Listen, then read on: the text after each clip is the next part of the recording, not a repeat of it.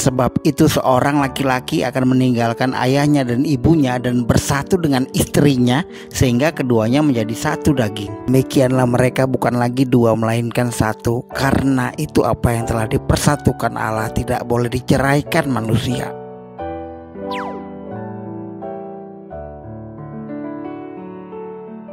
Adam dan Hawa, gambaran pernikahan kudus Kristen. Sepanjang perjanjian lama, rencana Allah akan pernikahan manusia adalah tema utama dari sejak penciptaan Adam dan Hawa, dan sebagai gambaran akan tema utama Allah tentang perjamuan kawin di perjanjian baru dengan Yesus, Adam kedua sebagai mempelainya. Allah adalah kasih. Dia tidak egois menciptakan Adam hanya untuk hidup sendiri di Taman Eden atau hidup hanya untuk dirinya.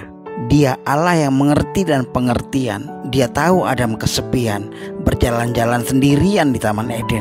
Tuhan Allah berfirman, tidak baik kalau manusia itu seorang diri saja. Aku akan menjadikan penolong baginya yang sepadan dengan dia. Setelah Allah menciptakan Hawa, Allah membawa Hawa ke Adam. Layaknya seorang bapa mengantarkan anak perempuannya ke mempelai pria ke altar gereja dalam suatu pernikahan. Dan dari rusuk yang diambil Tuhan Allah dari manusia itu dibangunnyalah seorang perempuan, lalu dibawanya kepada manusia itu. Membawa Hawa ke Adam ini adalah simbolis pernikahan pertama manusia.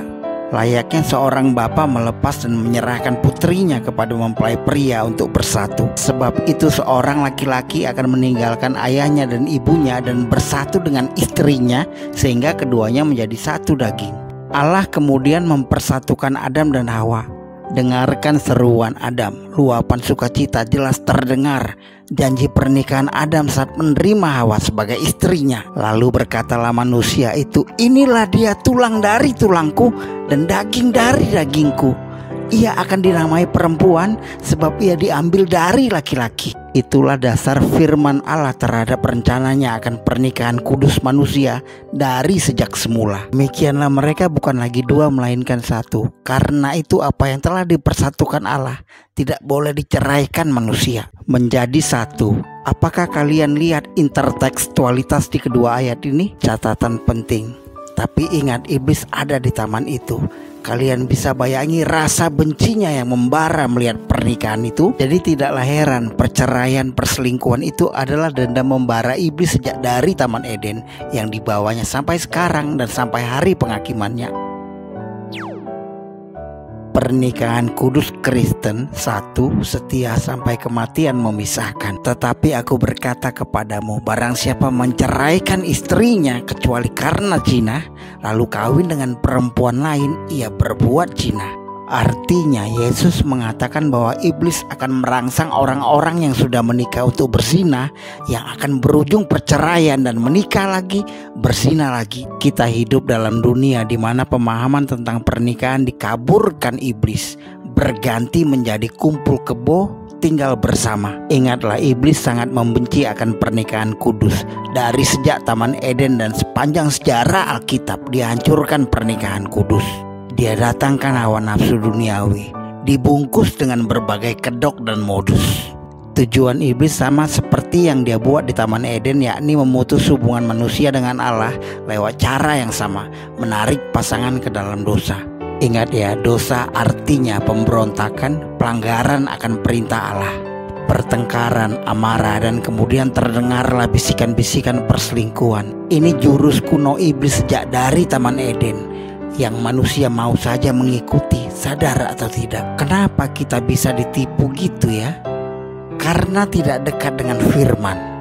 Pernikahan Kristen haruslah seumur hidup dan hanya dengan satu orang, karena pernikahan merupakan ikatan kudus antara Allah dan manusia. Kalau lelaki dan wanita mau mengakui dengan jujur pernikahan satu dan untuk selamanya, seperti inilah yang benar, jalinan kasih setia sampai akhir. Tapi ingatlah, iblis ada di Taman Eden saat Allah menyatukan Adam dan Hawa. Kebencian iblis akan kasih murni ini adalah dendam membara yang dibawanya sampai hari penghakimannya nanti. Iblis tidak bisa berubah, dia dikutuk, tipu daya dusta, rangsangan kesombongan yang sama, rangsangan keinginan yang sama lewat mata, dan permainan pikiran sejak dari Taman Eden. Tapi sebenarnya kita telah diberkati dengan pemahaman kebenaran yang diwahyukan kepada kita dalam firman Tuhan, terang yang dapat menuntun kita.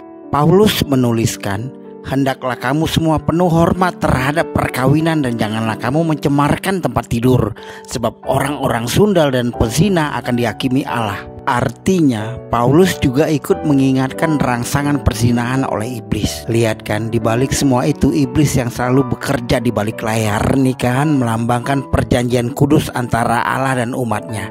Itu sebabnya pasangan menikah mengucapkan janji kudus pernikahan. Dan pernikahan kudus itu adalah kebencian utama iblis. Sepanjang perjanjian lama, semua menceritakan hubungan kasih setia Allah dengan Israel. Allah tidak menolak umatnya. Allah tidak menceraikan mereka. Allah menghukum tapi tidak meninggalkan mereka. Allah selalu setia kepada umatnya. Itulah sebabnya kita Kristen tidak bercerai dan menikah lagi, atau menikah dengan lebih dari satu orang. Tahun ini satu, tahun depan dua. Melakukan hal-hal demikian artinya kita menghancurkan pernikahan kudus sebagai simbol kesetiaan Allah kepada umatnya.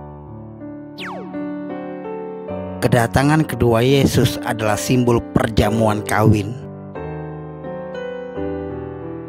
Lalu Yesus berbicara pula dalam perumpamaan kepada mereka hal kerajaan sorga seumpama seorang raja yang mengadakan perjamuan kawin untuk anaknya. Yesus menceritakan perumpamaan yang menggambarkan dirinya sebagai mempelai pria yang datang untuk menikahi mempelai wanitanya. Inilah saat Yesus datang nanti di akhir zaman. Inilah akhir dari seluruh penantian dan kesetiaan kita kepada Allah di dalam Yesus Kristus akan berakhir dengan menghadiri perjamuan kawin anak domba. Marilah kita bersukacita dan bersorak-sorai dan memuliakan Dia, karena hari perkawinan anak domba telah tiba dan pengantinnya telah siap sedia. Lalu diikuti oleh turunnya pengantin perempuan anak domba yang datang dari sorga Allah.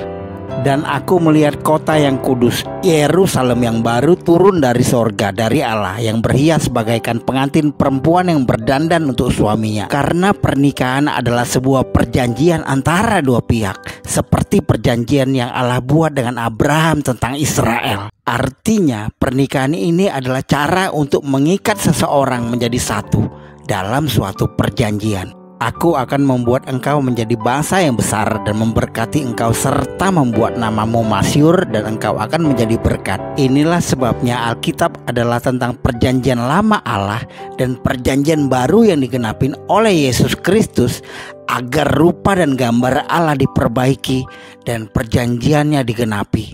Karena iblis telah merusak rupa dan gambar itu selama 10.000 tahun.